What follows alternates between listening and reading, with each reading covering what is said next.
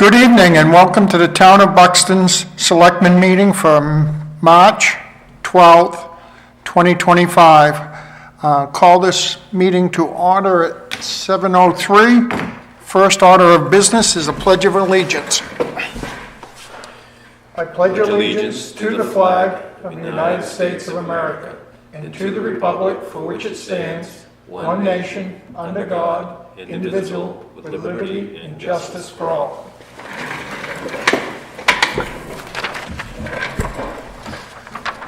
Approval of prior meeting minutes for March 5th, 2025. Motion to approve. Second. All those in favor? That's 3, 1 absent, and 1 abstaining. Discussions held between 4 and 7. At 4:30, Hunter Cox, our assistant, came in. We went into executive session, 1 MRSA 4056A personnel from 4:30 to 4:45. At 5 o'clock, we had a resident come in and was talking about setbacks. At 5:30, we had a meeting with the planning board. They were showing us the new ordinances that they want to change, and also talked about the comprehensive plan. At 6 o'clock, Kevin Collins, our police chief, came in. We went in executive session, 1 MRSA 4056A personnel from 6:25 to 6:35. At 6:30, Leanne Pratt came in, our tax collector. She's going to be retiring, and we just had a little conversation with her. Projects and issues, Tom. I don't have a lot to report. I was out of town most of the last week. So. Mark. Yep, so I did have a meeting this week with Greg Hefferman, our transfer station department head, about a few things. Last year we raised fees for not curbside, but people coming to the transfer station for bulky waste, things of that nature.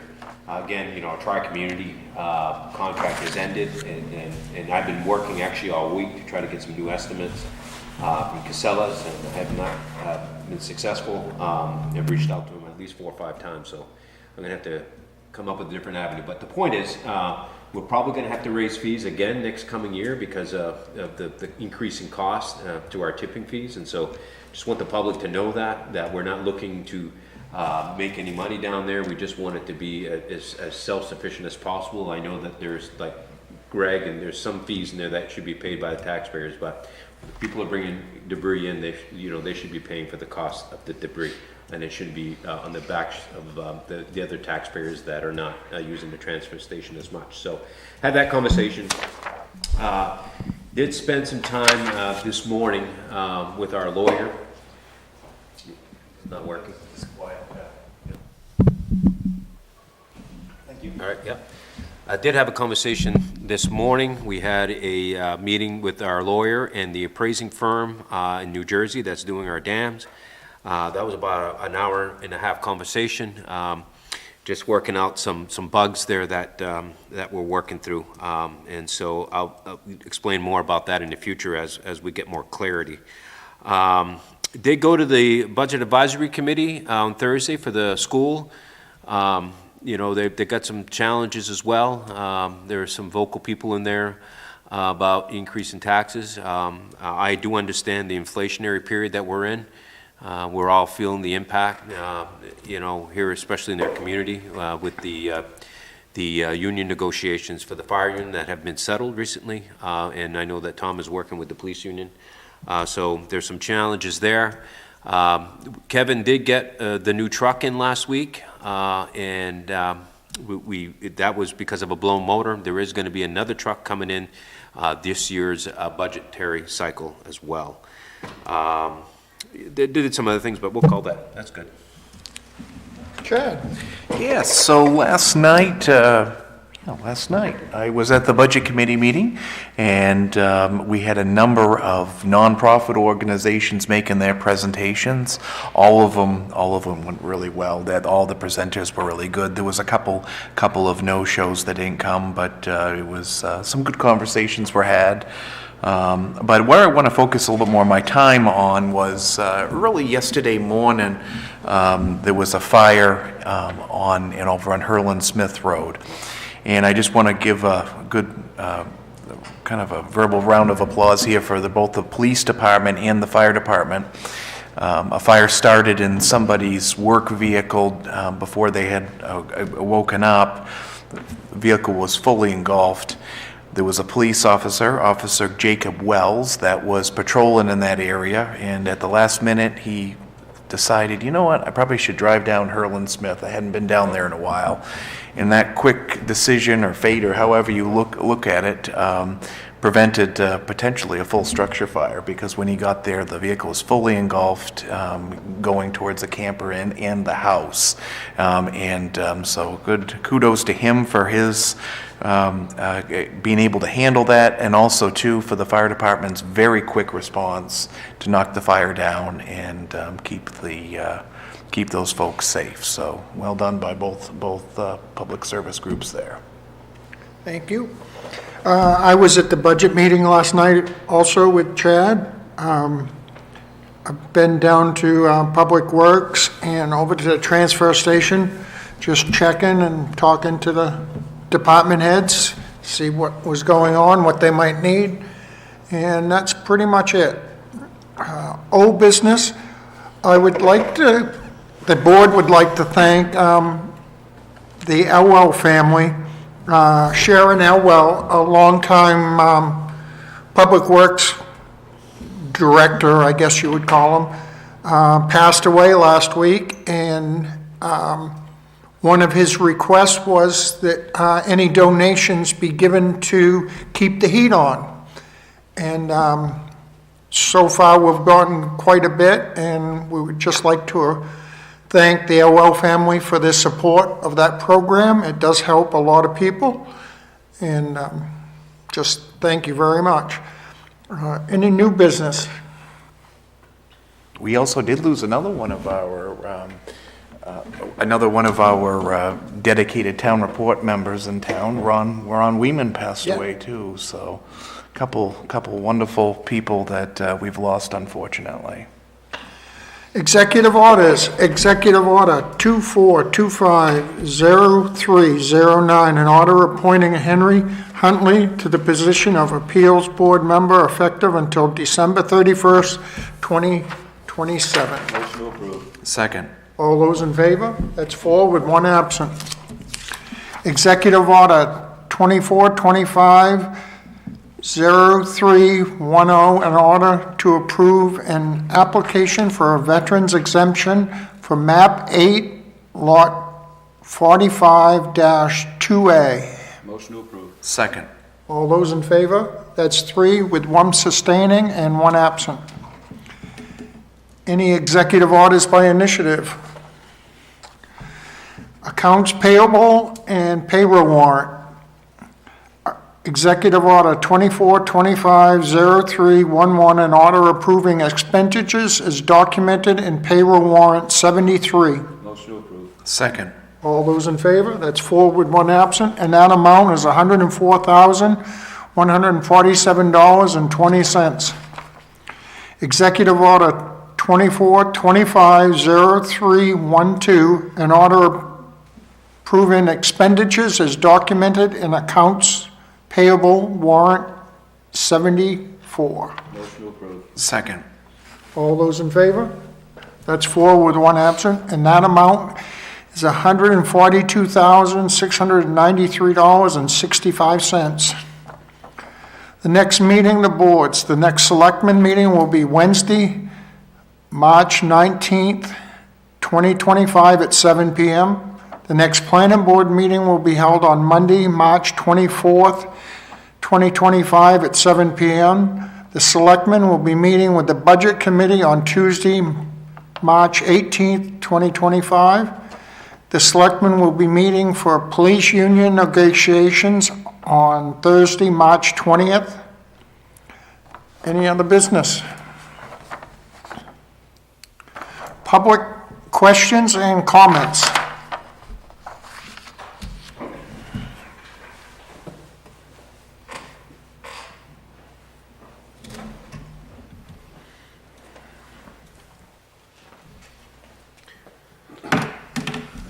Dave Harmon, Buxton.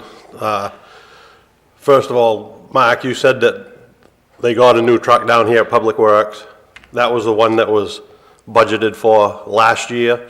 Instead of getting the new truck that they ordered, they got one off in the lot. And you said that there's another one, they're gonna be getting another one this year. Is that, that's not in the budget yet, is it? This is, there's another one, request in this year's budget. Okay. So the townspeople would have to vote that in. Okay.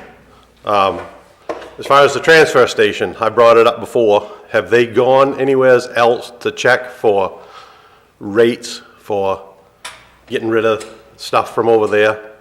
We're charging right now, or back along, I brought it up, as far as tires, and I was told that that's what everybody else is getting. Well, I went online and looked at a pile of towns around us, and there was only one other town that was up equal with us. The rest of them were way down. And I was told by another transfer station manager in another town that was very low on the prices, and he says that's what we have to pay to get rid of them. So I was just wondering if they've checked. So we, again, we haven't come up with a list yet. The current prices are current prices. We'll have to readjust once we get a new contract and what our tipping fee is going to cost us. At this point, I don't know what it's going to cost us. At that point, there we'll have to make a recommendation or take a look at what it's, you know what I mean, what we're looking at.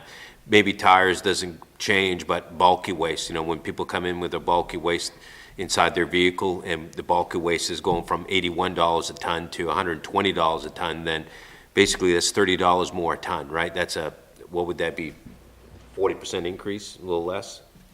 So, you know, then, you know, you'd have to look at it. If somebody's coming in with bulky waste and it's going up 40%, then, you know, what we were charging before should go up at least 40%.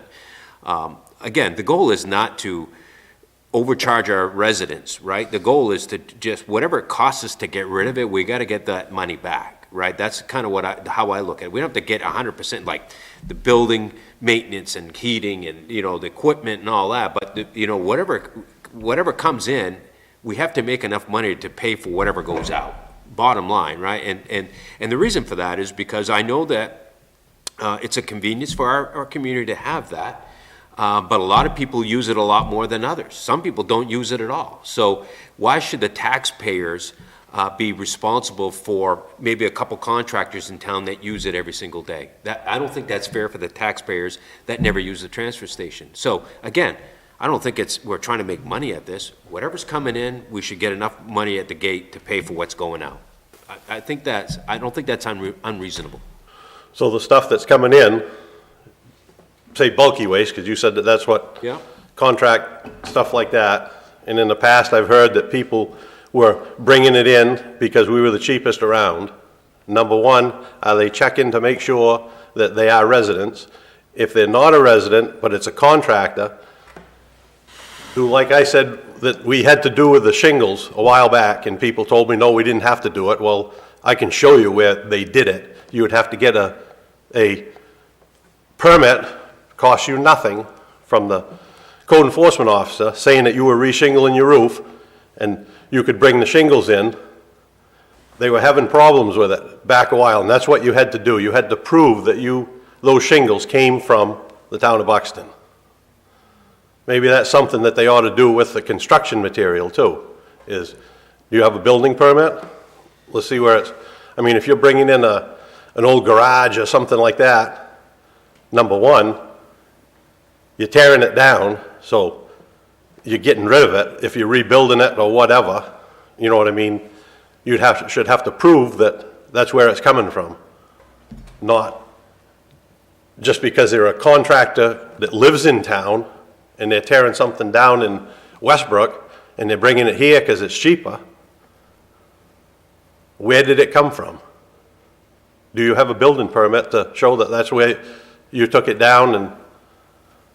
I mean, that can be a form of conversation, but I've hauled enough debris to know that a small pile of wood doesn't look like much until you start fluffing it up and throwing the bed of your pickup, and then it looks like a whole lot. And so the point is that, yeah, if somebody's coming in with a trailer truck of debris, then, you know, that might be possible. But if somebody's coming in with a pickup truck, I mean, we're gonna ask him to go get where'd you tear it down? I mean, I'm not saying that what you're saying is not a valid point, and I think it could potentially be utilized, and that conversation can be had. But the way I look at it, if somebody's coming in with a pickup truck, and they've got a pickup truck of wood, I'm not gonna say, okay, well, where'd you get this wood from, right? That gets really, I think could really become problematic. I'm not saying that, again, we can have the conversation. If somebody's coming in with, a dump trailer, freighted right to the top, then, they've torn something big down. That might be a form of conversation, but a pickup truck, I mean, it doesn't take much to fill up a pickup truck, and I don't think I'm gonna ask them to get a building permit if they got a pickup truck of wood. Okay, That would I'm be just my- saying that they did that with the shingles. Yes. You can tore my whole roof apart off and re-shingled it, and I brought it in probably, I don't know, 5 or 6 boxes. You break them down, flatten them out, so it doesn't look like much. But unless I had that building permit saying that they came from the town of Buxton, Yep. I couldn't bring them here. Yeah. I know that Greg is coming in next week. We've had the conversation of getting a scale here. I think that would be the fairest way for our community, that way there, if you charge by weight, you can't go wrong. There is a cost to that. I know that it's coming forward. Don't know where that'll end up, because we haven't discussed it yet. But the conversation is being had, you know what I mean? How do we, and then, which comes with computers and everything else that comes along with that. We can track a lot better. There's some advantages to that. There's a cost to that. A big cost to that. There is. Then you're gonna go across the scale 2 times or 3 Yeah, times. no doubt, right? But the conversation is being had. How do we, make it fair for everybody? And that's what it boils down to. It's not about, we're becoming a business here, but how do we make it fair for people in our community? And, the last time that we had this conversation, we raised prices. The public was not, very excited about that. But again, we're upside down again, probably with these new rates coming. So, I mean, And that's another thing, consistency. I know somebody that brought in, tore off a deck, come in with the same load 3 times, and get charged 3 different prices. Yep. Scale would eliminate that issue, that's why this. 100%, because we're paying. It would even it out, let's put it that way. It wouldn't do it 100% because you could get, you could have a trailer with a small trailer, fill it up and have it all wet wood, Yeah. and the price would be sky high, and then you could get twice the size of that with light wood, and so that's not gonna, Yep.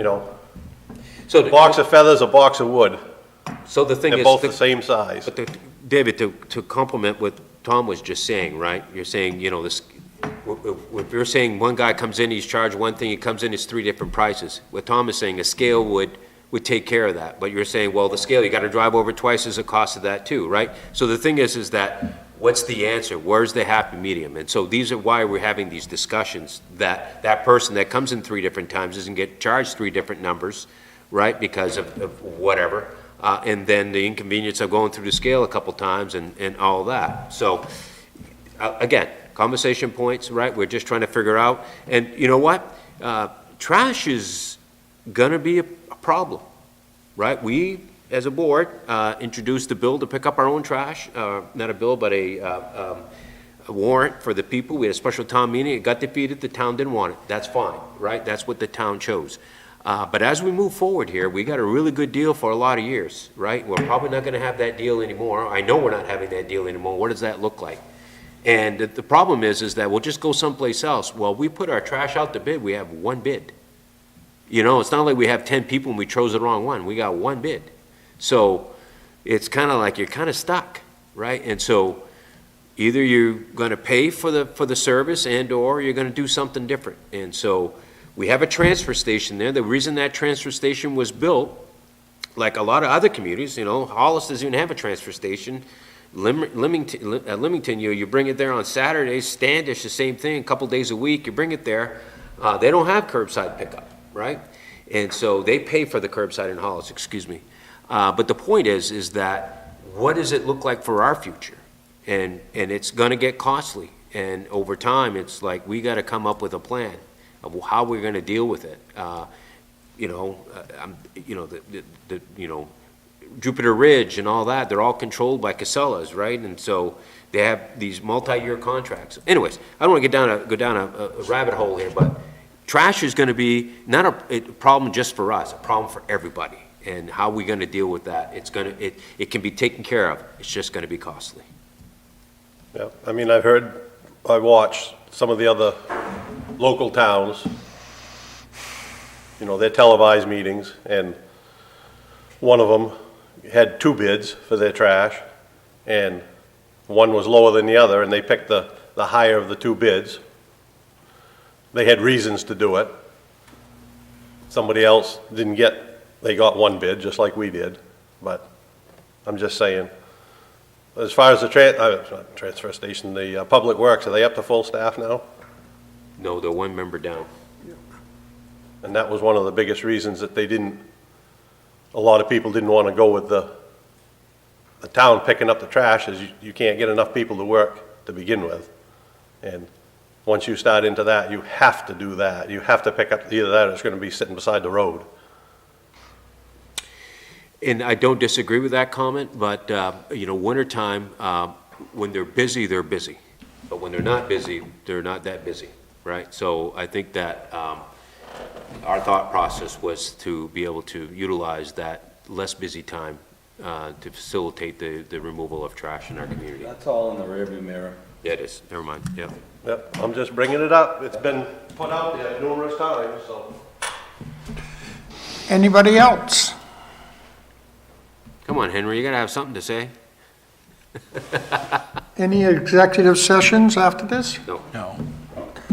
I'll call for adjournment at 7:26. So moved. All those in favor? That's 4 with 1 absent. Thank you and have a safe week.